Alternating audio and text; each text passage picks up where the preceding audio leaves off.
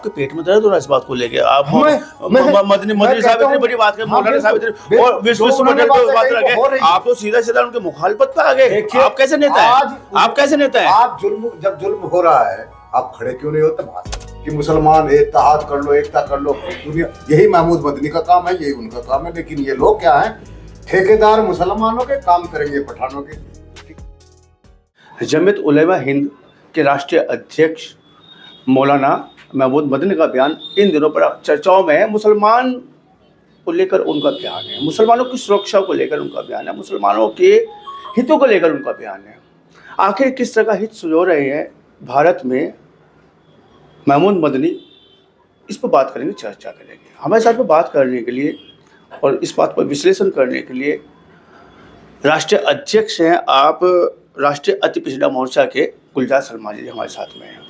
बात करेंगे, चर्चा भी करेंगे, इस बात को जानने का पूरा प्रयास करेंगे कि पसमानदा समाज आखिर इस सब मुद्दे पर क्या सोचता है। क्या भारत में मुसलमान असुरक्षित है? भारत में उनके अधिकारों को लेकर क्या कोई वजह पैदा हो रही है जो ऐसे बयान मौलाना मदनी को देने पड़ रहे हैं? आपका बहुत स्वागत है। बहुत बहुत धन्यवाद। मैं आपके दर्शकों का भी और जीडी न्यूज का भी बहुत धन्यवाद और शुक्रिया अदा करता हूँ कि हम जैसे अति पिछड़े मुस्लिम समाज के लोगों को भी आपने सुनने का काम किया, हमारी पीड़ा को भी आपने महसूस किया, तो उसी संबंध में मैं बात करना चाहता हूँ। जमायत उलेमा हिंद के राष्ट्रीय अध्यक्ष मुसलमानों के हितों को लेकर बड़े बयान आ रहे हैं आजकल, बड़ी चर्चा है उनके बयान को लेकर, मुसलमानों को हितों को लेकर बड़ी बात की जाए। पसमानदा समाज उनके बयानों को किस प्रकार से देखता है, कैसे? देखिए, वो लोग जो है ना एक एजेंडे के तहत काम करते हैं। हमारी जो मूलभूत समस्या है पसमानदा समाज, मुस्लिम समाज की जो समस्या है, उस पर वो कभी नहीं बोलते। जो उन्होंने बातें कही है, घुमा फिरा के यदि बात है तो कुछ ना कुछ सरकार ने जो पैदा किए हालात, उस पर उन्होंने बात की। लेकिन मैं ये समझता हूँ कि महमूद मदनी साहब को आज ही क्यों ये बात याद आई। उन्होंने जो मुस्लिमों पे जुल्म, मॉब लिंचिंग, तरह तरह के अत्याचार इस सरकार के द्वारा, और इससे पहले पूर्ववर्ती सरकार जिसके वो हिमायती रहे, कांग्रेस पार्टी के दौरान भी बहुत सारे जुल्म जाती हुई, तब महमूद मदनी साहब चुप क्यों थे? ये जब विदेश में जाते हैं तो भारत के मुसलमानों के प्रति इनसे जब पूछा जाता है तो बहुत अच्छा सरकार के प्रति रवैया रखते हैं। सरकारी मौलाना बनकर उनका बयान, सरकारी प्रवक्ता बनकर ये मुसलमान वहाँ कहते हैं कि हिंदुस्तान में मुसलमानों पर कोई जुर्म नहीं है, कोई जाति नहीं है, उनको अपने मजहब को पूरा मानने की आज़ादी है। तमाम तरह की इस तरह की सरकार के हित की वो बात करते हैं और वहाँ भारत के जो मुसलमान हैं उनकी स्थिति को सही तरीके से पेश नहीं कर पाते। तो आज वो उनको ये कहने की नौबत क्यों आई कि जब जब जुल्म होगा तब तब जिहाद जरूरी है? जिहाद तो आपको उस पर भी करना चाहिए था जब 341 पर धारा 3 लगाकर हमारे आरक्षण को छीन लिया गया। जब मौलाना मदनी साहब के जो वालिद थे, जब इस देश का पार्टीशन हुआ और जो हिंदुस्तान में जिन्ना के समर्थक लोग थे वो पाकिस्तान में चले गए, जो हम लोग थे, हम लोग जो भारत को पसंद करते थे, भारत के राष्ट्र को पसंद करते थे और यहाँ अपनी इच्छा से हम रहे, तो हमारी जब बाबा साहब डॉक्टर भीमराव अम्बेडकर ने हम लोगों को आरक्षण दिया, नाई, तेली, धोबी, कुम्हार, लोहार, चमार, बंजारा, कहार को, इन सब समुदाय को उन्होंने आरक्षण के तहत रखा और धारा 341 के तहत हमें रिजर्व सीटों पे लड़ने का अधिकार दिया था 26 जनवरी 1950 को। लेकिन उस वक्त इनके पेट में दर्द हुआ, 341 पर प्रतिबंध लगवाया 9 अगस्त 1950 को। इन जितने भी पसमानदा समाज, मुस्लिम समाज के लोग, उन लोगों को उस पर धार्मिक प्रतिबंध लगा दिया कि जो लोग मुस्लिम है वो ऐसी श्रेणी में नहीं रहेंगे। बल्कि उसमें सिख को भी रखा गया, बौद्धिस्ट को भी रखा गया, लेकिन सिखों को उसमें से बाहर निकाल दिया गया और बौद्धिस्ट को भी बाहर निकाल दिया गया। केवल 2 इस्लाम और सिख ईसाई, 2 के दरवाजे बंद कर दिए गए।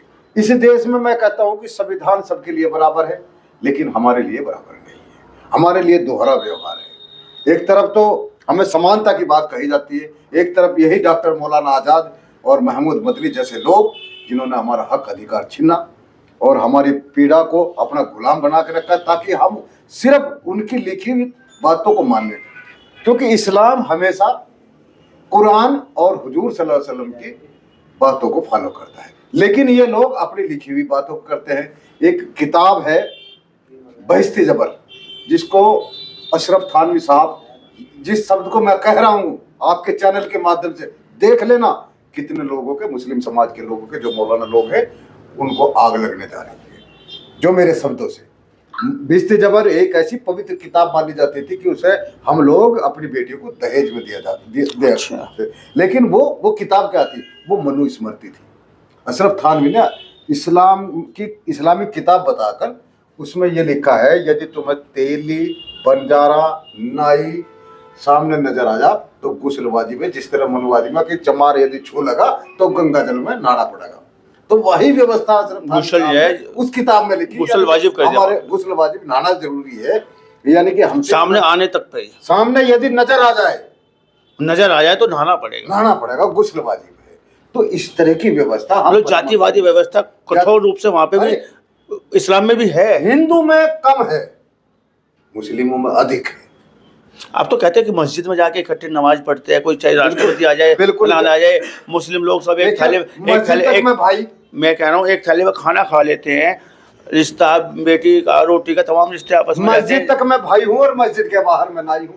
बेशक ये बात सही है कि हम मस्जिद में एक सफ में खड़े होकर नमाज पढ़ते हैं, लेकिन मस्जिद तक मैं उनका भाई हूँ और मस्जिद के बाहर नाई और कसाई और तेली। मेरे साथ कोई रोटी बेटी का रिश्ता नहीं। दस्तरखान, अरे खाना तो मैं चमान के साथ भी खाता हूँ। अभी एक नौमानी नहीं, वो खाते मनुवादी, जो आप मनुवादी बता रहे हैं, वो आपके साथ खा लेते हैं? नहीं खाते, वो उनके साथ तो खा लेते, उनके साथ उनका रोटी बेटी का रिश्ता है। अकबर के जमाने से लेकर आज तक आप देख रहे हैं उनके यहाँ रोटी बेटी का रिश्ता आज भी है, लेकिन नाई के बच्चे के साथ नहीं करेंगे। हाँ, नाई के बच्चा यदि IAS हो जाएगा, MBBS हो जाएगा तो सोचेंगे समाज में क्यों हो गया, उस समाज से काटने के लिए अपनी बेटी दे। मतलब आप तो ये कहना चाह रहे हैं कि जब हम हिंदू थे तो भी प्रताड़ित थे, और आज मुसलमान हो गए तो उससे ज्यादा प्रताड़ित हो गए। हमने हुजूर, आप तो सीधा कह रहे हैं इस बात को। बिल्कुल हमने हुजूर सल्लल्लाहु अलैहि वसल्लम को पढ़ा, क्योंकि कन्वर्टेशन के बाद आप लोगों ने हमने पढ़ा था कि जब हमें मंदिरों में नहीं जाना दिया गया, हमारे पीछे झाड़ू बांधी गई, छुआछूत अपनाया गया हमारे साथ, तो हमने हुजूर सल्लल्लाहु अलैहि वसल्लम को पढ़ा हमारे बुजुर्गों ने, और हमने इस्लाम ग्रहण किया। लेकिन बदकिस्मती इस्लाम में आने के बाद भी हम जो कहते हैं वही नाई और कसाई और तिल्ली धुब्बा बंजारा रहे। आज भी ये व्यवस्था नहीं। पढ़ने के बाद बने हो या डर से बने हो आप? जो मुस्लिम आक्रांत अभी औरंगजेब के बारे में कहते थे कि ना मुगलों से कोई हमारा संबंध है, और मुगल के शासन को मुसलमान का शासन कहना गलत है। ये एक सोची समझी साजिश RSS की है। जो मुगलों का शासन था वो राजशाही शासन था, वो राजपूतों से भी लड़ते थे केवल राजगद्दी के लिए, कुर्सी के लिए। उनका मुसलमान से कोई मतलब नहीं था। इस्लाम जो फैला वो सूफीवाद से फैला इस देश में, उसकी अच्छाई हमारे बुजुर्गों ने हुजूर सल्लल्लाहु अलैहि वसल्लम को पढ़ा। हुजूर सल्लल्लाहु अलैहि वसल्लम मोहम्मद साहब ने अपने आखिरी खुतबा यानी भाषण में, लास्ट भाषण में ये कहा कि ना गोरे को काले पे, ना काले को गोरे पे कोई बढ़ाई नहीं है, कोई छोटा बड़ा नहीं है, कोई जाति व्यवस्था नहीं है। गुलाम से भी उन्होंने अपने बेटियों की शादियां की, एक उदाहरण पेश किया। लेकिन कहाँ फॉलो किया? खान पठान आजम खान साहब हैं, ठेकेदार मुसलमानों के, काम करेंगे पठानों की। आप अगर सहारनपुर में किसी को बढ़ाने का काम करेंगे तो शाहनवाज खान को MLC बनाएंगे, आप केवल सरफराज खान को बनाएंगे, दिल्ली आपको हजम नहीं। पूरा ठेकेदार जमा मस्जिद के इमाम अब्दुल्ला बुखारी साहब पूरे ठेका लेते हैं पूरे मुसलमानों का कि मुसलमान इत्तेहाद कर लो, एकता कर लो दुनिया। यही महमूद मदनी का काम है, यही उनका काम है। लेकिन ये लोग क्या है, ठेकेदार मुसलमानों के, काम करेंगे पठानों के। टिकट किसे दिलवाएंगे? उमर अली खान, कौन है वो? उनका दामाद। नाई, तेली, धोबी, कुम्हार, लोहार, चमार, ये कहीं नहीं उनके लिए। आपको बेचने का काम किया जा रहा, आपका इस्तेमाल किया जा रहा, हमारा इस्तेमाल किया जा रहा है। और हम पसमानदा लोग जागरूक हुए जब हमने शिक्षा ग्रहण की। शिक्षित होने के बाद हमें पता लगा कि हमारे साथ कितना भेदभाव हो रहा है। 371, यहाँ तक कि सर सैयद अहमद खान साहब, अगर मैं कहता हूँ पसमानदा मुसलमानों से आपके माध्यम से, यदि उसकी फोटो अगर आपके घर में हो तो उसे उखाड़ कर फेंक दो। ये सबसे बड़ा मैं समझता हूँ खंजीर। किसकी बात कर रहे हैं आप? दोबारा रिपीट करिए। सर सैयद अहमद खान, यदि उसकी फोटो किसी मुसलमान के घर में है तो उसे उखाड़ कर फेंक दो। उसने खुद अपने दरवाजे पे, जो अलीगढ़ यूनिवर्सिटी थी वो अंग्रेजों का गुलाम था और मनुवादी RSS को मानने वाला था, उसने खुद दीवार पर लिख दिया था कि यहाँ पर रजील कौम का एडमिशन लेना बना है।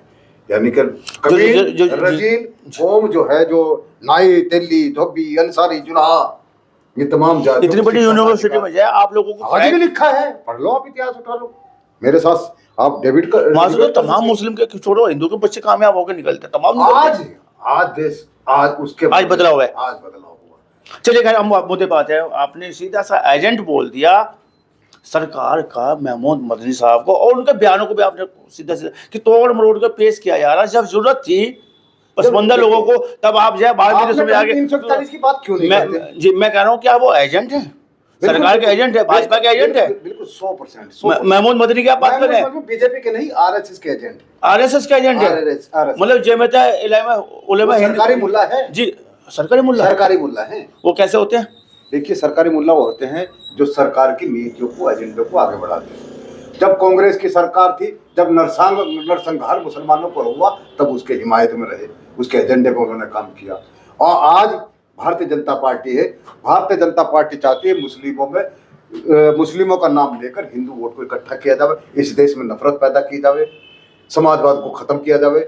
उस एजेंडे पे कैसे काम होगा जब उसके रहनुमा जो अपने आप को लीडर बनते हैं वो मुस्लिमों की बात करेंगे और वो हिंदू लीडर फिर उसके काट में बात करेंगे, ताकि यहाँ एक नफरत की दीवार खड़ी हो जाए और वो अपने एजेंडे पे काम हो। मतलब आप तो सीधा कह रहे हैं कि महमूद मदनी साहब जो नफरत की दीवार को मजबूती दे रहे हैं, उसको बना रहे हैं। ओवैसी जैसे लोग और मदनी साहब, ये सब एक हैं।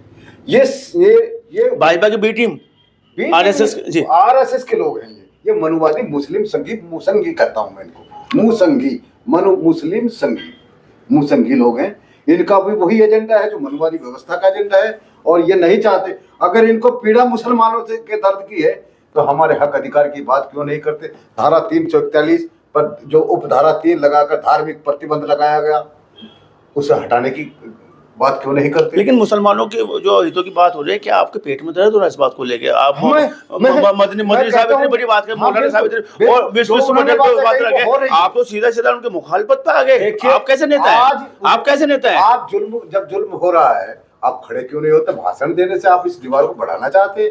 जब आप कहते हैं कि मुसलमानों को आरक्षण मिलना चाहिए, तो जाति व्यवस्था के आरक्षण से आप दूर क्यों रहते हैं?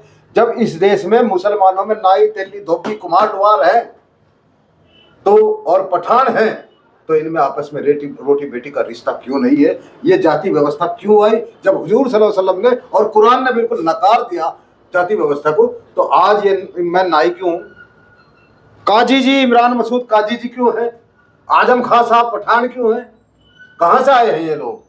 ये सिर्फ आजम खान साहब यदि किसी को मंत्री बनाएंगे या एमएलसी बनाएंगे तो अपनी जाति के लोगों को बनाएंगे।